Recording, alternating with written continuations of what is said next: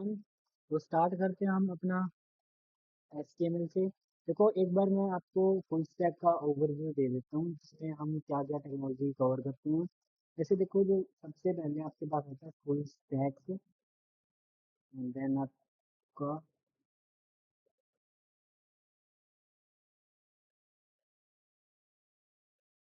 अब एक full stack application के अंदर, एक फुल स्टैक प्रोजेक्ट के अंदर आपके पास काफ़ी सारी टेक्नोलॉजी एंड टूल्स आते हैं।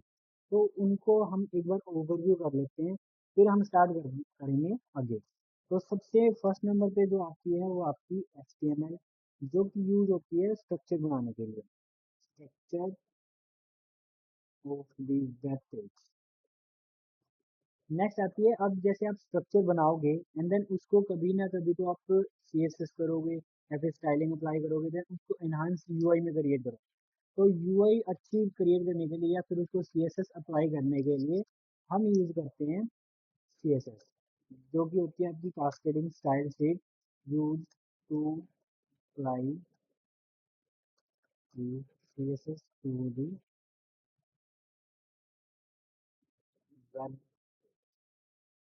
अब जैसे सपोज करो अपनी HTML और CSS के थ्रू पेज बना लोगे।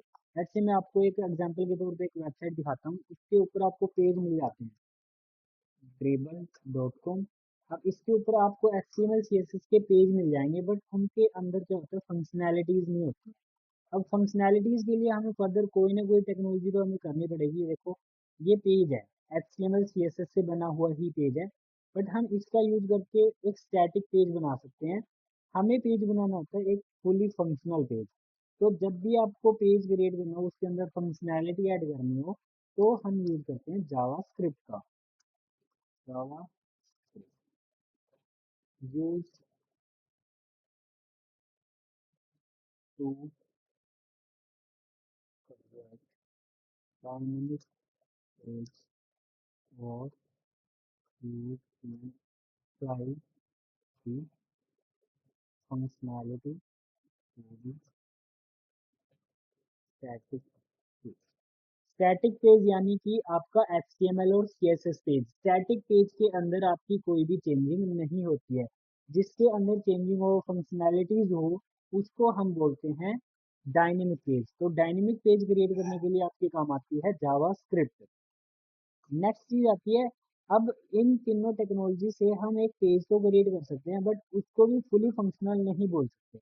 वैसे तो पूरा पेज बन जाएगा, बट इससे भी आगे एक टेक्नोलॉजी आती है आपकी, जो कि रहेगी आपकी रिएक्ट जेएस। रिएक्ट जेएस क्या है? रिएक्ट जेएस जावास्क्रिप्ट की लाइब्रेरीज है, जिसके अंदर हम सिंगल पेज एप्लीकेशंस बिल्ड करते हैं। Use to build single page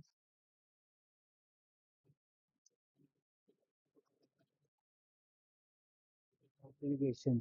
अब सिंगल पेज एप्लीकेशन क्या होते हैं? जिसके अंदर आपके हेडर फुटर कॉन्स्टेंट रहते हैं। तो जैसे मैं आपको एक एग्जांपल के तौर पे दिखाता हूँ, अमेजोन। अब अमेजोन पे क्या होता है, जब भी आप कोई भी चीज ओपन कर रहे हो, देन सबसे ऊपर होता है आपका हेडर। ये होता है आपका हेडर, एंड देन नीचे स्क्रॉल करोगे तो आपको फुटर मिलेगा। ये रहा फुटर, ये फुटर होगा आपका। अब जैसे मैं किसी भी आइटम पे क्लिक करूँ, जैसे मान लो मेरे को यही ओपन करना है, एंड देन इसको ओपन कर लेंगे तो आपका हेडर तो सेम वही है। अगर नीचे जाएंगे तो आपका फुटर भी वही है। ये हम गए नीचे, देन स्क्रॉल किया, ये फुटर आ गया। यानी कि ऐसी वेबसाइट जिसके अंदर आपका हेडर एंड फुटर कांस्टेंट रहता हो, उसको बोलते हैं हम सिंगल पेज एप्लीकेशन। कंटेंट बीच का चेंज होगा, ऊपर नीचे कंटेंट चेंज नहीं होगा। ठीक है, तो ये हम क्रिएट करते हैं रिएक्ट जेएस के अंदर। अब नेक्स्ट चीज आती है, जैसे पेज भी चेंज करते हैं। अब जैसे मान लो मैंने ये पेज ओपन कर लिया, नेक्स्ट आइटम है ये। अब इसके ऊपर क्लिक करेंगे तो देन नेक्स्ट पेज चेंज हो रहा है। इस फंक्शनैलिटीज को बोलते हैं राउटिंग, जो कि हम रिएक्ट जेएस के अंदर। अब रिएक्ट जेएस के अंदर सिर्फ फ्रंट एंड होता है। फ्रंट एंड यानी यूजर इंटरफेस, जिसके थ्रू हम वेबसाइट पे इंटरेक्ट। अब इसके अंदर जो डेटा होगा वो हम मैनुअली डाल। मैनुअली में ड्रॉबैक क्या रहेगा आपका, कि हमें एक एक चीज का डेटा खुद से डालना पड़ता है। देन आपका जो पेज होगा वो काफी लेंथी चला जाता है, जो कोड होगा वो काफी लेंथी हो जाएगा, जो कि हम नहीं चाहते। फिर आपके पास होता है ऑप्शन, आप जेसन डेटा से डाल। अब जेसन डेटा आगे आएगा जब हम जावास्क्रिप्ट पढ़ेंगे। एक ऑब्जेक्ट होता है जिसके अंदर सारा का सारा डेटा होता है और उसको हम रेंडर करवा देते हैं स्क्रीन के ऊपर। फिर आपके पास आता है फेक एपीआई। फेक एपीआईज का क्या मतलब होता है, यानी कि कुछ प्लेटफॉर्म आपको एपीआईज देते हैं, कुछ पेड होती है, कुछ फेक होती है। फेक एपीआई आपकी कभी कभी चलती है, क्या पता वो कब स्टक हो जाए, तो हम इसका इतना यूज तो नहीं करते, बट कभी कभी टेस्टिंग मोड पे हम ट्राई कर लेते हैं। ठीक है। देन फिर कई पेड होती है तो उसको तो आपको पे करना पड़ेगा, देन आप यूज कर सकते हो। फिर आप क्या करोगे, नेक्स्ट चीज आती है, देखो फ्रंट एंड तो हम इतने से बना सकते हैं। फिर आता है आपका कि प्रॉपर हम सर्वर क्रिएट कैसे करें, डेटा कैसे क्रिएट करें। अब आता है आपका बैकएंड। बैकएंड क्या होता है, सर्वर साइड रेंडरिंग, जिसको आप सर्वर साइड भी बोल सकते हो। बट जो बैकएंड की जो प्रोसेस रहती है उसमें क्या रहती है, request and response transfer. Request and response यानी कि यूजर रिक्वेस्ट सेंड करेगा और आपका सर्वर रिस्पॉन्स आपको फाइंड आउट करके देता है। जैसे एक एग्जांपल के तौर पे समझते हैं कि आपने एक चीज़ बनाई, कोई भी एप्लीकेशन ले लो। अब इंस्टाग्राम वगैरह से ही मान लो, अब इंस्टाग्राम का सर्वर वैसे तो डाउन नहीं होता, अगर डाउन हो जाए तो आपका सर्वर कभी भी नहीं चलता। ठीक है।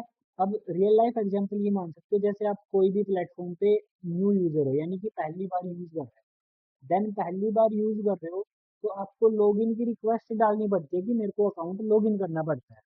अगर आपका अकाउंट प्रॉपर लॉगिन हो रहा है, देन आपको रिस्पॉन्स मिल रहा है कि हाँ आप अकाउंट लॉगिन कर सकते हो। अदरवाइज आपको ये मिलता है कि ऑलरेडी एग्जिस्ट, क्योंकि सेम अकाउंट से हम लॉगिन नहीं कर सकते, या फिर जो अकाउंट है ही नहीं वो अकाउंट हम दोबारा क्रिएट लॉगिन नहीं कर सकते। जैसे मान लो आप इंस्टाग्राम का यूजर नेम चेंज कर सकते हो, बट चेंज वही कर सकते हो जो अवेलेबल हो, जो ऑलरेडी एग्जिस्ट हो वो आप दोबारा यूज नहीं कर सकते। और लॉगिन में यही रहता है कि जो अकाउंट है उसी से लॉगिन कर सकते हैं, और क्रिएट करते टाइम उसी से क्रिएट कर सकते हैं जो अकाउंट कभी एग्जिस्ट नहीं कर रहा हो। फिर बैकएंड करने के लिए भी आपके पास कोई ना कोई लैंग्वेज तो आती होगी।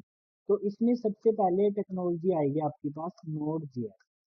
नोड जेएस क्या है, जावा स्क्रिप्ट का रन टाइम एनवायरनमेंट है,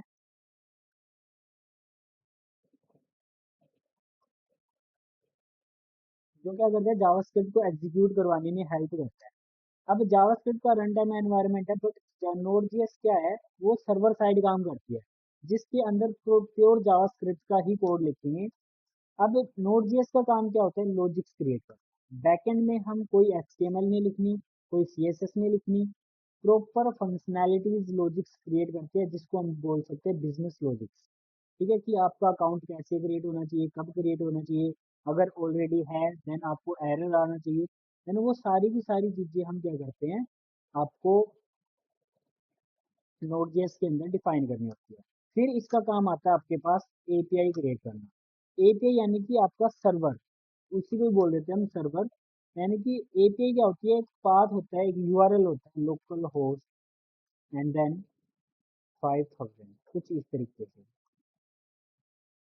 ये आपका लोकल उसका पोर्ट रहता है एंड देन ये यूआरएल है। अब इस तरीके से हम एपीआई बनाएंगे। अब एपीआई तो बना ली, फिर उसके ऊपर आती है राउटिंग, कि आपको किस पेज के ऊपर ओपन करनी है। जैसे मान लो मैंने अमेजोन दिखाया कि मैंने इस प्रोडक्ट के ऊपर क्लिक किया, देन वो ऊपर पाथ चेंज हो जाता है, ये देखो। अगर हम इसका नाम चेक करें, ऊपर नाम चेंज हो जाता है, ब्लूटूथ माइक्रोफोन वगैरह जो भी इसकी कैटेगरीज वगैरह है वो ऊपर दिखा देता है, एंड देन वही नीचे आएगा। यानी कि पाथ चेंज होता रहता है जब भी हम डेटा लाते हैं। जैसे लॉगिन करते टाइम हमें सिर्फ लॉगिन का डेटा मिलता है, तो वो राउटिंग का काम होता है कि आपको किस टाइप का डेटा कब चाहिए। अगर एक साथ पूरी एप्लीकेशन का डेटा आपके पास आ रहा है, देन आपका डेटा क्लैप्स कर देगा। उसी को अवॉइड करने के लिए हम राउटिंग्स मेंशन करते हैं, ताकि हमारा डेटा क्लैप्स ना करे। ठीक है। फिर आता है हमारे पास नेक्स्ट टेक्नोलॉजी सेकंड नंबर पे, एक्सप्रेस जेएस।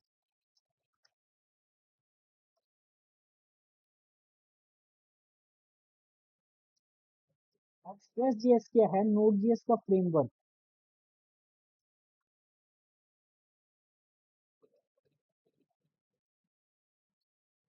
ठीक है। अब देखो, जो नोड.js का काम है वो क्या है, लॉजिक्स क्रिएट करना, एपीआई बनाना एंड देन राउटिंग क्रिएट करना।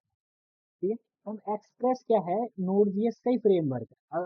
फ्रेमवर्क का काम क्या होता है, कोड को शॉर्टेस्ट फॉर्म में कन्वर्ट करना, या फिर उसके अंदर कुछ ना कुछ प्री डिफाइंड चीजें लेके आना।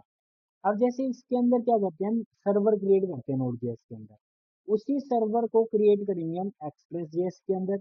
बट एक्सप्रेस जेएस के अंदर हमें इनबिल्ट फीचर्स मिल जाते हैं, प्री डिफाइंड फंक्शंस मिल जाते हैं, जिसके थ्रू हम क्या कर सकते हैं, आपके कोड को नीट एंड क्लीन लिख सकते हैं, यानी कि छोटे फॉर्म में लिख सकते हैं। अब जैसे इसके अंदर जो सर्वर 10 लाइन में क्रिएट कर रहे हैं या फिर 15 लाइन में क्रिएट कर रहे हैं, देन इसमें क्या होगा, वही कोड वो 4 लाइन में क्रिएट कर सकते हैं। इसमें भी सर्वर क्रिएट करना है, इसमें भी सर्वर क्रिएट करना है। बट इसमें हम क्या कर सकते हैं, लॉजिक्स वही सेम की सेम चीजें, एपीआई वही काम, राउटिंग क्योंकि पाथ को मेंशन करना है, एंड देन सर्वर। वैसे भी सर्वर ही बनाते हैं, लिखने की नीड नहीं है। ठीक है। तो सारा का सारा काम क्या होगा आपका, एक्सप्रेस जेएस का। अब हम यूज मोस्टली एक्सप्रेस जेएस करेंगे, क्योंकि इसका जो सिंटैक्स है वो शॉर्ट है, छोटा है। ठीक है। नेक्स्ट आपके पास आती है, देखो हमने फ्रंट एंड कर लिया, अब बारी आती है डेटाबेस की। फ्रंट एंड कर लिया, बैक एंड कर लिया, अब डेटाबेस की बारी आती है। डेटाबेस के अंदर क्या होगा आपका, मोंगोडीबी। ठीक है। मोंगोडीबी डेटा क्या करेगा, इसके अंदर सारा का सारा डेटा स्टोर होता है। अब हम एक ब्रिज बनाते हैं, front end and then API के थ्रू हम कनेक्ट करते हैं आपके बैक एंड को। फिर किसको कनेक्ट करेंगे हम, एक यूआरएल के थ्रू, एक सर्वर यूआरएल होता है जिसके थ्रू हम क्या कनेक्ट करते हैं, डेटाबेस। ठीक है। यानी कि डेटाबेस आपका, then front end. Okay then, अब इसमें क्या कर सकते हैं, देखो इस ब्रिज को समझो। एपीआई क्या होती है, आपकी एक ब्रिज की तरह काम करती है फ्रंट एंड और बैक एंड के बीच में, जो आपका डेटा ट्रांसफर करने में काम आता है। अब फ्रंट एंड से मैंने रिक्वेस्ट भेजी कि मेरे को लॉग इन करना है या फिर अकाउंट क्रिएट करना है, तो वो एपीआई के थ्रू ही जाएगा, वो बैकएंड के पास जाएगा। अब बैकएंड डेटा स्टोर नहीं करता, सिर्फ मैनिपुलेट करता है डेटा को, यानी कि इधर से उधर लेके जाता है। अब बैकएंड क्या करेगा, लॉजिक चेक करता है, क्योंकि हमने ऊपर पढ़ रखा है कि लॉजिक चेक करता है। अब वो क्या करेगा, चेक करेगा कि क्या वो यूजर नेम है, इसने लॉजिक लगाया, बट ये जाएगा कहाँ, डेटाबेस के पास, क्योंकि डेटा स्टोर आपका सारा का सारा डेटाबेस के अंदर होता है, कुछ इस तरीके के सॉफ्टवेयर में। ये आपका मोंगोडीबी कंपास डेटाबेस है, इसमें सारा का सारा डेटा स्टोर करवाएंगे हम। ठीक है। एंड देन नेक्स्ट क्या है, आपका डेटा स्टोर हो जाएगा बैकएंड में, सॉरी डेटाबेस में। अगर आपके पास वो यूजर नेम है, देन वो बैकएंड के पास गया, बैकएंड डेटाबेस के पास गया। अगर यूजर नेम होगा तो डेटाबेस बैकएंड को बोलेगा कि हाँ ये यूजर नेम एग्जिस्ट करता है, एंड देन इसी एपीआई के थ्रू आपको रिस्पॉन्स मिलेगा फ्रंट एंड पे कि आप लॉगिन कर सकते हो। ठीक है। देन कुछ इस तरीके से काम करता है हमारा फ्रंट एंड बैक एंड और डेटाबेस, यानी कि फ्रंट एंड रिक्वेस्ट भेजता है, बैक एंड रिक्वेस्ट को रिस्पॉन्स देता है, डेटाबेस तो उसका रिजल्ट चेक करता है, डेटा है कि नहीं है, सारा डेटा स्टोर करवाता है। ठीक है। ये था हमारा पूरा फुल स्टैक का एक रोड मैप जो हम टेक्नोलॉजी कवर करेंगे। देन अब हम स्टार्ट करते हैं हमारी HTML। तो सबसे पहले तो ये पता होना चाहिए कि HTML होती क्या है। HTML होती है हाइपर टेक्स्ट मार्कअप लैंग्वेज। ठीक है। Hyper text markup language. अब जो जैसे मैंने ये एक एक चीज लिख के दिखा रखी है, देन कोशिश करो कि ये चीजें आप नोट कर लो, क्योंकि एट द एंड आपको काम आएंगी, नोट्स बना लेना। ठीक है। फिर हाइपर टेक्स्ट का मतलब क्या होता है, किसी भी लिंक के ऊपर रीडायरेक्ट करना, हाइपर टेक्स्ट रीडायरेक्शन। ओके। यानी कि हम पेज चेंज करते हैं, फिर किसी लिंक पे क्लिक करके पेज चेंज करते हैं, यानी रीडायरेक्ट करवाते हैं। जैसे आप लॉग आउट करते हो तो डायरेक्ट होम पेज पे या सॉरी लॉग इन पेज पे रीडायरेक्ट रीडायरेक्ट करवा देते हैं, उसको बोलते हैं हम हाइपर टेक्स्ट। फिर आता है मार्कअप। अब मार्कअप क्या होता है, मार्कअप होते हैं special symbols, special symbol. Use to insert the elements in the document। Document किसको बोलेंगे हम, जिसके अंदर हम काम कर रहे हैं, यानी कि HTML की फाइल को हम डॉक्यूमेंट बोले। अब नेक्स्ट चीज आती है कि हाउ टू यूज HTML को यूज कैसे करना है, प्रोसेस देख लो। तो सबसे पहले हम क्या करेंगे, create a folder on desktop and then open with code. अब ओपन विद कोड यानी वीएस कोड के साथ ओपन करेंगे। मैंने एक फोल्डर क्रिएट कर रखा है 45 डेज, और ओपन विद कोड का ऑप्शन आएगा जब हम राइट क्लिक करेंगे, इसके ऊपर राइट क्लिक किया and then open with code. ठीक है, देन आपका कुछ इस तरीके का इंटरफेस आएगा। अब हम क्या कर सकते हैं, इसके अंदर प्रॉपर फाइल्स बनाएंगे। देखो यहाँ पे फाइल्स का ऑप्शन होता है। लेट्स से मैंने आज ही की डेट से फाइल बनाई, सॉरी index.html नाम से फाइल बना लेते हैं। अब मैंने dot H T M L लिखी क्योंकि हमें dot H T M L में काम करना है, इसलिए extension dot H T M L रहेगी। और एच टी एम एल को रन करने के लिए आप एक एक्सटेंशन डाउनलोड करोगे, लाइव सर्वर। इस वाले सेक्शन से ये एक्सटेंशन स्टोर होता है, और इसमें से ये वाली एक्सटेंशन डाउनलोड कर लेना। इसका नाम चेक कर लो एंड देन इसके डाउनलोड चेक कर लो। ठीक है, यही इंस्टॉल करनी है, ये नीचे वाली मत करना। देन इसको इंस्टॉल करने के बाद आपके पास यहाँ पे गो लाइव का ऑप्शन आएगा, जिससे हम पेज को रन करेंगे। ठीक है, नेक्स्ट चीज आती है आपके पास कि और क्या होता है। चलो नेक्स्ट एक बार थ्योरेटिकली पढ़ लेते हैं। Hyper text markup language markup हो गया, एंड देन पढ़ लेते हैं टैग्स। टैग्स क्या होता है, दिस इज द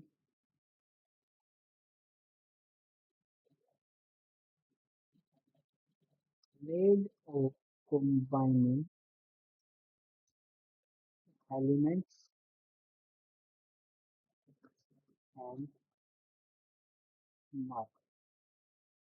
हम एलिमेंट्स क्या होते हैं और मार्कअप क्या होते हैं। मार्कअप हमें पता है, ये वाली चीज होती है स्पेशल सिंबल्स लाइक दिस। फिर आते हैं एलिमेंट्स। अब एलिमेंट्स क्या होते हैं उससे पहले देख लेते हैं हम। एलिमेंट्स एलिमेंट्स हैं आपके HTML, div, body, h1, 2, 3, I, p and then b, जो टैग हो गया। ये सारे के सारे HTML के एलिमेंट्स हैं, हम इनको टैग नहीं बोल सकते। टैग कब बोलेंगे, जब आपका एलिमेंट्स और मार्कअप को कंबाइन कर देते हैं।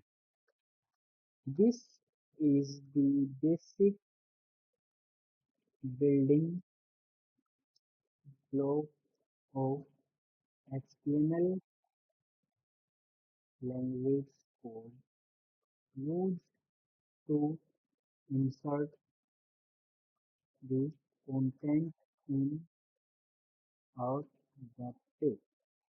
ठीक है, यानी कि ये क्या होता है, एक HTML लैंग्वेज का छोटा सा कोड है, ब्लॉक है, जो क्या काम करता है, आपके वेब पेज के अंदर कंटेंट डालता है। मार्कअप क्या करता है, इंसर्ट करता है HTML के अंदर एलिमेंट्स। ये क्या करेगा, कंटेंट यानी आपकी वेबसाइट के अंदर क्या दिखना चाहिए वो चीज डिफाइन करता है टैग। अब HTML क्या होती है, fully dependent on tag. HTML is fully dependent on tag. ठीक है, अब HTML फुली डिपेंडेंट टैग पे है, देन इसके हर एक कंटेंट टैग से ही डलेगा। विदाउट टैग हम एलिमेंट्स से या फिर सॉरी कंटेंट नहीं डाल सकते। अब बारी आ जाती है कंटेंट। अब कंटेंट हमारे पास होता है दो फॉर्मेट में, या तो टेक्स्ट होगा या फिर मीडिया होगा, दो ही होता है। टेक्स्ट में आपकी हेडिंग्स वगैरह आ गई, पैराग्राफ आ गए, बटन्स वगैरह आ गई। मीडिया में आपके आइकन्स हो गए, इमेजेस होगी, एंड देन आप क्या लगा सकते हो, फोटोज हो गए। ठीक है, वीडियोज होगी, वो सारी मीडिया के अंदर आ रहा है। अब सबसे पहले हम बेसिक सिंटैक्स देख लेते हैं, HTML का बेसिक सिंटैक्स जिसके अंदर हम काम करेंगे।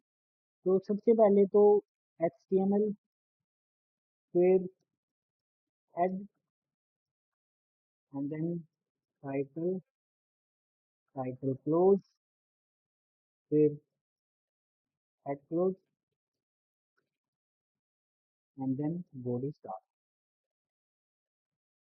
Body close. और इस सिंटैक्स को समझो, जो HTML के अंदर ही होगा सारा काम। हेड सेक्शन जो आता है इसके अंदर एक टाइटल लिखा हुआ है। टाइटल क्या करता है, this is the page title, ये पेज का टाइटल होता है। ठीक है, यानी कि आपकी वेबसाइट के ऊपर जो भी लिखा आएगा, जैसे इसके ऊपर जो भी ये लिख रखा है महादेव स्टोरीज एडवांस वगैरह, कुछ इस तरीके का टाइटल आप यहाँ डाल। फिर हेड के अंदर हम यूज करते हैं सीडियन, यूज टू अप्लाई और insert external file CDN, CDN and URL.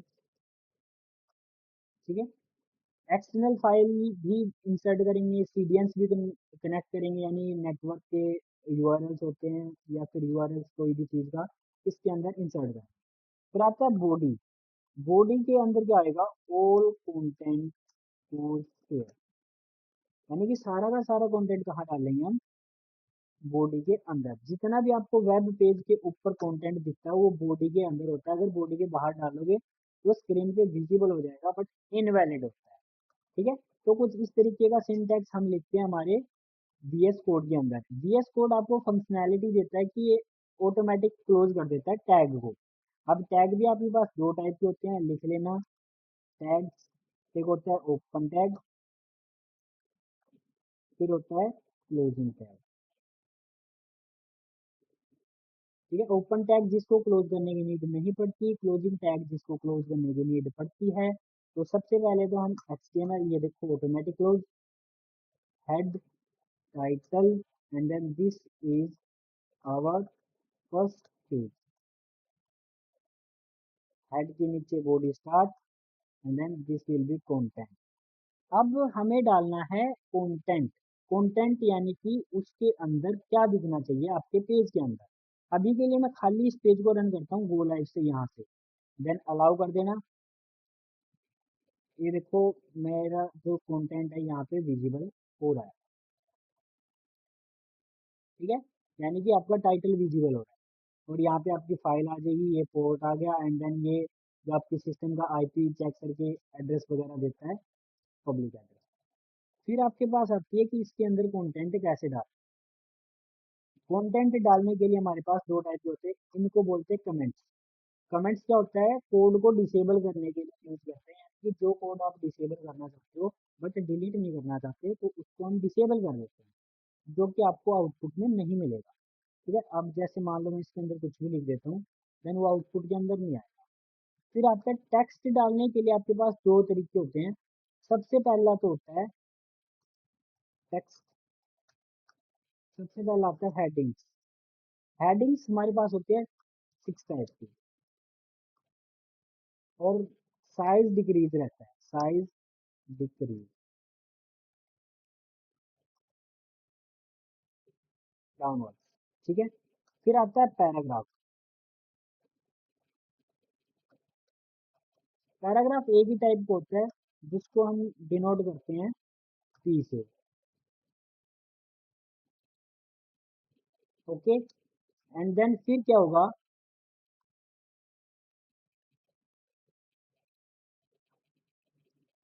Headings हो गई, पैराग्राफ हो गए। अब इसको मेंशन करने के लिए हम यूज करते हैं H1, H2, H3, 4,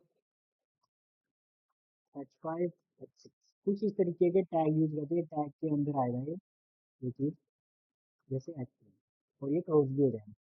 अब जो साइज होगा वो डिक्रीज हो जाता है 6 की साइज। अब हम प्रैक्टिकली परफॉर्म करवा के देख लेते हैं इसको डायरेक्ट। H1 मैंने लिखा और H1 क्लोज हो गई, यानी कि ये क्लोजिंग टैग है। हेलो दिस इज हेडिंग, तो ये आपके आउटपुट पे आएगी। ये देखो दिस इज हेडिंग, मैंने कोई जूम नहीं कर रखा, 0% जूम है। मैं आपको रीसेट करके दिखा देता हूँ, ये रीसेट कर दिया और ये आपके पास हेडिंग्स आ गई। फिर यूज करते हैं हम H2, this is heading 2, and then ये भी आपके आउटपुट में आएगी। देखो साइज डिक्रीज हो रहा है, मैंने कोई साइज मेंशन नहीं कर रखा। H3, this is heading 3, then इसमें भी हो रहा है H4, दिस इज हेडिंग 4। तो आपका आउटपुट चल रहा है। फिर क्या करते हैं हम, एक और ले लेते हैं 5, 6 के 6 यूज करके देख लेते हैं। Heading 5 H6, this is heading 6। अब देखना, अब देखो साइज क्या हो रहा है, डिक्रीज हो रहा है डाउनवर्ड, जैसे ही नीचे जाते हैं साइज डिक्रीज होता है। अब 5 और 6 ढंग से विजिबल नहीं है, अच्छे से विजिबल नहीं, तो हम इनको नेग्लेक्ट कर देते हैं, हम इनको यूज नहीं करते। अब जो हेडिंग 1 है उसको हम मोस्टली एक बार यूज करते हैं, यानी कि इतना यूज नहीं होता। हेडिंग पेज की टाइपोग्राफी भी होनी चाहिए। अब कभी बड़ा फ़ॉन्ट यूज़ कर रहे हो, कभी छोटा फ़ॉन्ट यूज़ कर रहे हो, देन वो एक ओड सी यूआई लगती है। तो टाइपोग्राफी आपकी मेन रहती है पेज पे, तो वो ध्यान रखना। तो हेडिंग्स 1 का मोस्टली 1 टाइम्स एंड देन 2, 3 का मल्टीपल टाइम यूज़ कर लेते हैं दोनों। ठीक है? कुछ इस तरीके से हम कंटेंट डाल सकते हैं। अब मैं एक वेबसाइट ओपन करता हूँ, ताज होटल विकिपीडिया। तो हम इसके अंदर चलते हैं, हम थोड़ा सा डमी क्रिएट करके देखते हैं। सबसे पहले तो ये हेडिंग है, हेडिंग को मैं यहाँ से कॉपी कर लेता हूँ, इसको कर देता हूँ मैं कमेंट। अब कंटेंट डाल के देख लेते हैं रियलिटी में। ताज होटल डाला मैंने एंड देन ये पेज पे विजिबल हुआ। ठीक है, अब ये वाला कंटेंट कॉपी किया, देन ये वाला डाला हमने पैराग्राफ के अंदर। पैराग्राफ भी कंटेंट होता है, तो मैंने पैराग्राफ के अंदर कंटेंट डाला एंड देन ये विजिबल हो गया। ठीक है, और इसको कर लेंगे मल्टीपल लाइन से सिंगल लाइन। हम इसी तरीके से आप पूरी वेबसाइट कॉपी कर सकते हो। जैसे मैंने हिस्ट्री कॉपी करी, वापस से गई, इसमें H2 लगा देंगे, क्योंकि टाइम ताज होटल से थोड़ा सा साइज छोटा है इसका फ़ॉन्ट साइज, और आउटपुट चेक करते ही रहते होता है। फिर हम क्या करते हैं, हिस्ट्री को कॉपी करते हैं, यहाँ से पूरी तो कॉपी नहीं करेंगे, कुछ एक कर लेते हैं, paragraph and then page, then आपकी आउटपुट में आ रहा है। यानी कि कॉपी पेस्ट तो हम कर सकते हैं। ये आ गया and then Indian expansion, Indian expense थोड़ा सा छोटा है साइज, फॉन्ट साइज H3 में लिख दो एंड देन पैराग्राफ, और पैराग्राफ हम एक ही ले लेते हैं, ज़्यादा नहीं लेंगे, Ctrl+C, ओके, और यहाँ पे आउटपुट दीजिए वाला। तो कुछ इस तरीके का कंटेंट हम बना सकते हैं और इसका यूज कर सकते हैं HTML का। कंटेंट लगाना आ गया, अब देन हम इमेज यूज करना देख लेते हैं। इमेज यूज कैसे करें। इमेज के लिए आपके पास इमेज टैग होता है, IMG, एंड देन इमेज को क्लोज करने की नीड नहीं होती है, ओपन टैग। अब इमेज को इंसर्ट करने के लिए आपके पास दो तरीके होते हैं, या तो ऑनलाइन इमेज उठाओ यानी लिंक से, या फिर डाउनलोड करके। आज हम डाउनलोड नहीं लगा रहे हैं, डाउनलोड हम आगे लगाएंगे जब CSS स्टार्ट करें। अभी मैं ऑनलाइन लगाता हूँ। इमेज ऑनलाइन उठाने के लिए आप जाओगे, एक वेबसाइट आती है आपके पास अनस्प्लैश। अनस्प्लैश पे इमेज मिल जाएंगी आपको काफ़ी सारी। ये वाला लिंक को ओपन करते हैं, Unsplash, और यहाँ पे काफ़ी सारी इमेजेस मिल जाती हैं। ये सपोज करो हमने यही लगाया, copy image address, link address नहीं करना आपको, कॉपी इमेज एड्रेस करना है। मैंने कॉपी इमेज एड्रेस किया एंड देन पेस्ट कर। इसका लिंक ज़्यादा बड़ा नहीं है, ये देखो छोटा लिंक है। या फिर हम ये कॉपी करते हैं, दोबारा से कॉपी करते हैं, पेस्ट कर दिया एंड देन आपकी इमेज विजिबल हो जाएगी आपके पेज के ऊपर।